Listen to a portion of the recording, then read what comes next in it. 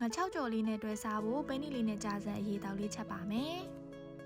အရင်ဆုံးပဲနီလေးကိုစလုံးနဲ့ထည့်ရေစင်အောင်3ထပ်လောက်စီးပြီးတော့ရေစိမ်ထားလိုက်ပါမယ်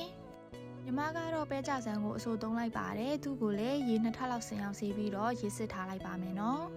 ပြီးရင်တော့ကျွတ်သွန်နီကျွတ်သွန်ဖြူချင်းတို့ကိုပပလှီးထားလိုက်ပါဒါဆိုရင်အရေတောက်ချက်ဖို့အတွက်ပဲနီလေးပဲကြာစံကျွတ်သွန်ဖြူနေချင်းပပလှီးထားတာရဲ့ကျွတ်သွန်နီကြော်ရဲ့စနွင်းစာဟင်းသီးရွက်မုတ်တို့အစင်းသင်းဖြစ်ပါပြီရှင်ပဲနီလေးကြာစံချက်ဖို့အတွက်စီဆူလာပြီဆိုရင်တော့ကျွတ်သွန်နီပပလှီးထားတာကိုထည့်ပြီးတော့မှွေလိုက်ပါမယ်ခဏလောက်မှွေပြီးရင်တော့ပပလှီးထားတဲ့ကျွတ်သွန်ဖြူနဲ့ချင်းတို့ပါထည့်ပြီးတော့မှွေပါမယ်ပဲဟင်းလေးအယောင်လှသွားအောင်စနွင်းလေးပါနည်းနည်းထည့်ပြီးတော့မှွေလိုက်ပါမယ်နော်စီသက်နှံလေးမှွေးလာပြီဆိုရင်တော့ရေစိမ်ထားတဲ့ပဲနီလေးတွေကိုထည့်လိုက်ပါမယ်ခဏလောက်မှွေပြီးစူလာတဲ့အထိတည်ထားလိုက်ပါမယ်နော်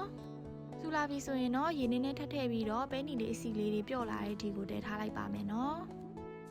ပုတ်ပွက်စူလာပြီးပဲနီလေးအစီလေးတွေလည်းကြေလာပြီဆိုရင်တော့အရသာအတွက်စားဟင်းသီးရွက်မုတ်ကိုထည့်ပြီးတော့မှွေလိုက်ပါမယ်ပြီးရင်တော့အသင့်ပြင်ထားတဲ့ပဲကြာစံတွေကိုထည့်လိုက်ပါဒီနေရာမှာပဲကြာစံအချောက်ကိုသုံးနေဆိုရင်တော့ပျော့သွားအောင်အိုးထဲမထည့်ခင်ထိရေစိမ်ထားလိုက်ပါနော်ပြီးရင်တော့အရသာမြည်ကြည့်ပါလိုအပ်ရင်လိုအပ်တဲ့အရသာကိုထည့်လို့ရပါတယ်နော်ညီမကတော့အငန်အရသာလေးလိုငံများရင်နဲ့ထည့်လိုက်ပါတယ်အရသာအလုံးအဆင်ပြေပြီဆိုရင်တော့ပဲဟင်းလေးပုံမှုသွားအောင်နောက်ဆုံးမှာကျွတ်သွန်နီကြော်လေးဖြူလိုက်ပါတယ်ဒါဆိုရင်တော့အရသာလေးရှိအာဟာရလေးပြေဝတဲ့ပဲနီလေးနဲ့ကြာစံအရေးတောက်လေးရပါပြီရှင်